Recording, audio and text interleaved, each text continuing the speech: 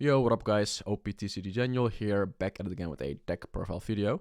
Today I'm joined with Skepas G, who you know from how to play Red-Purple Law and how to play Red-Green Law.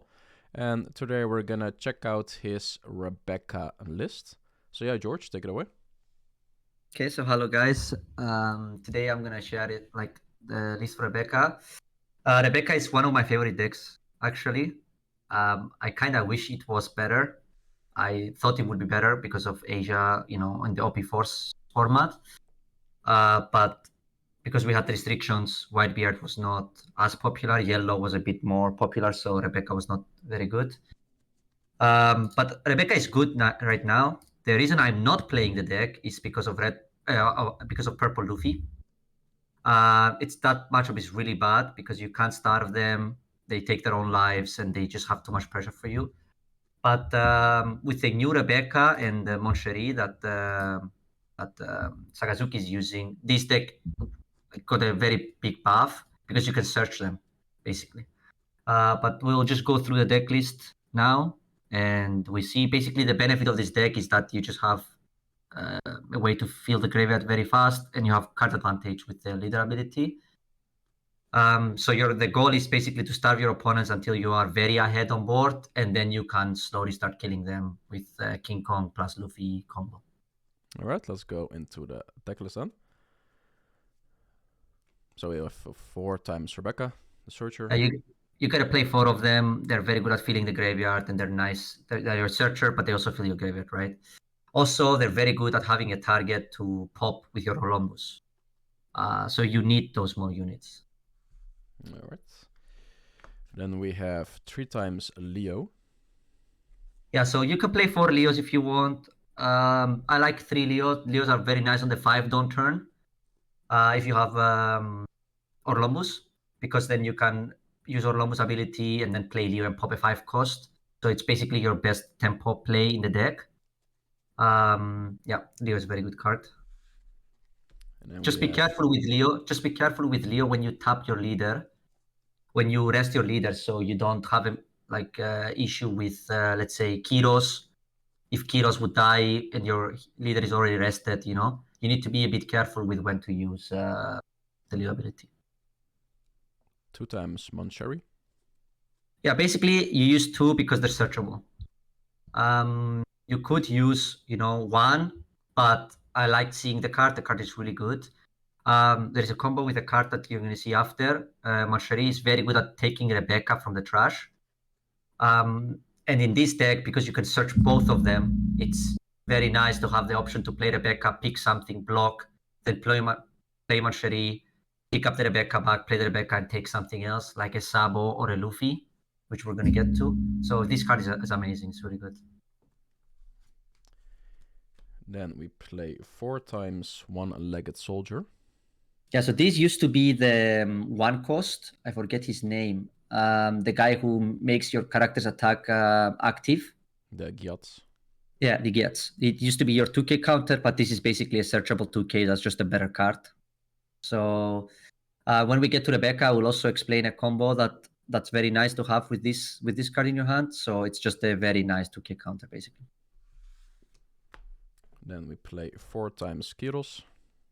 Yeah, you could play 3 Kyros and 4 Leos also if you want to, just to limit the amount of bricks you have in hand. Kyros is not very good against Sakazuki. That's the one big negative they have, because it's very easy to bottom it with Houndblaze. But Kyros is very good against the other decks. So, your leader can't attack, so it's nice to have a threat that can be killed, that you can attack with every turn. So I like Kyros. Then we play 4 times Bartlomew. Yeah, this is basically probably one of the best 2Ks in the game. It's just a 2K counter searchable. That's also a blocker. So this card is really good. Then we play 4 times Tsushigi. So Tsushigi is here basically just as instead of Tsuru, I think is her name, because it's a 3 cost, so you can pick it up with the 4 cost Rebecca. That's the only reason, because if you use leader ability and you pick up something and Tsushigi goes to the trash, you can play 4 cost Rebecca and take this back in your hand. So that's basically the only reasons in the deck. Then we play 4 times Blocker Rebecca. Yeah, so this is the all-star, like this is the best card this deck got from the new set. You can do a lot of things like, play your Orlombus, pop something, then they kill your Orlombus, and then you can like say on the 9 dawn turn, go Rebecca, take the Orlombus, play a free soldier from your hand with Rebecca, and then use the Orlombus and the soldier ability, and then play Leo to pop an 8 cost, which is very nice on curve, because on your 9 dawn turn, you pop the 8 cost they played on the previous turn, right? So it's basically your goal with this deck is just to line up your removal. So, you want on 5 dawn to play Orlombus and pop their 4 cost, let's say. Then on 6 dawn, if your Orlombus survived, then you, for example, use Orlombus plus the event that we're going to show at the end, the Bastardo, and pop their 6 cost, let's say. So you just line up that your things can pop everything they play on their turn. Then we play 4 times Orlombus. Yeah, it's probably the best card in the deck. Yeah, it's just really good. It mills, it puts things in the trash, and it cost reduction, which is basically exactly what the deck needs. So this card is really good. And then we play 4 times Sabo Blocker. Yeah, so this is the opposite of Kiros. This card is really good against Sakazuki, and that's why you play 4. It's because like the turns you play Orlombus and you pop something, people are going to try to kill your Orlombus instantly. But it's very nice to be able to, play a Rebecca and a Sabo in the same turn, pick up something, and then now you basically can't take damage. So Sabo is just great. It's really good. And then we play only 3 times Luffy 7 cost. Yeah, so I went down to 3 because you can pick it up with Rebecca 4 cost, basically. So it's common that you're not going to pick up Luffy from leader ability or from Rebecca, especially early game when you need the low curve. So you do end up having a Luffy in the trash a lot of the time, and then you can just play the 4 cost and pick it up. So you don't need to, it's too many breaks you don't want to have too many non-counters, basically. And would you agree with only using the ability once for attacking an opponent active, or just attack, ability, attack? It depends on which matchups, honestly. I think if they have if let's say Purple Luffy has a 7 cost kid in play, and you attacked, let's say 12 on it, and they countered, you have to untap and attack again. So it depends on situations. If you can afford against like the red decks, I would recommend not attacking twice, except if you're going for lethal. But against the blue decks and the like Sakazuki and those kind of decks, which it's probably going to die, it's nice to just get the value out of it, and then you can wait the turn after. Yeah. And then we go into our events or stage. We play 2 times Corridia Coliseum. Yeah, so this card used to be better when your goal was just to play the units and attack.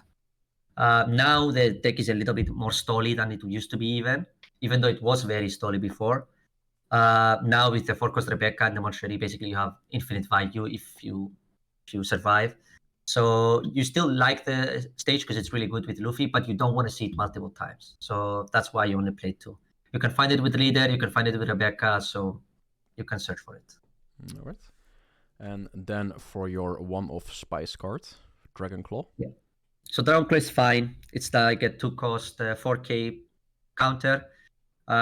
You could play Barrier instead of it also. It's the 1 cost that's a 4k when you have 15 cards.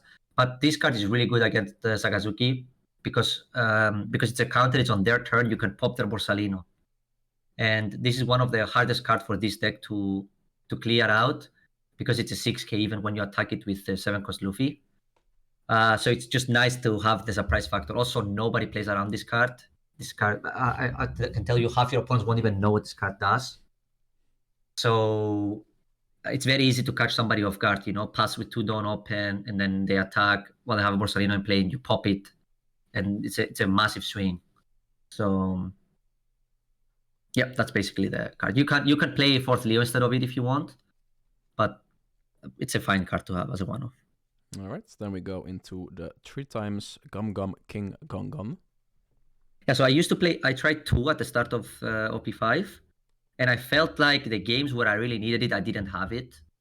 because you tend to skip it at the beginning of the game if you see it with leader ability. So I just went up to 3 because some matchups you really need it. You don't have infinite amount of time. Like, for example, Sagazuki, if they draw the 10 cost Kaido, it's very hard to beat them on the long run. So you need to put pressure on them. So you need to see this card. But honestly, don't sit on this. Use it to clear board as well. I very often, if I have stage, go 7 cost Luffy, King Kong Gun, and attack twice on units. Just 2 times 13, just to clear 2 units with the Luffy. Don't be hesitant to use your first copy, let's say, to clear board. All right, then we go into the last 4 cards of the list. It is 4 times Bastardo. Yeah, so the reason I play Bastardo over 3000 Worlds, which is what we played before, is because now you have more non-Dressrosa characters. Because I'm playing 4 Tashigis, I want to limit the amount of non-Dressrosa cards I have so that the leader can't whiff, basically. And decks like what is it called? Sagazuki play the Tenkos Kaido, and decks like the red purple Luffy, they play the 10 cost Luffys, and this card is just better at clearing 10 costs, because if you have 15 cards, Orlumbus plus this kills a 10 cost. So that's why I choose this. Also, the trigger of this is better.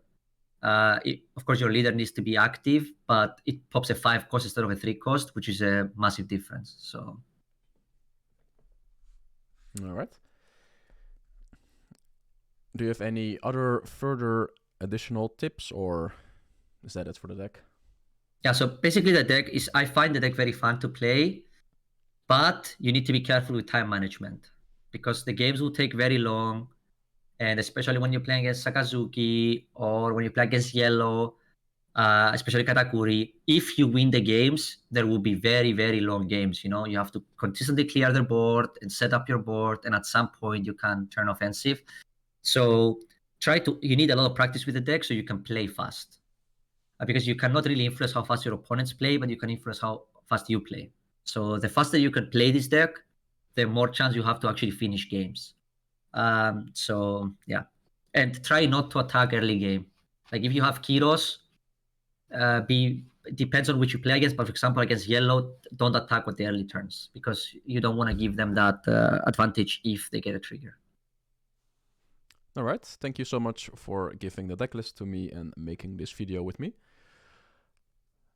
So yeah, guys, if you enjoyed the video, give it a like. If you dislike it, dislike it. If you want to see more content, subscribe. And leave in the comments what video you want to see on how to play together with George. But yeah, that's it for us. See you guys in the next video. Peace.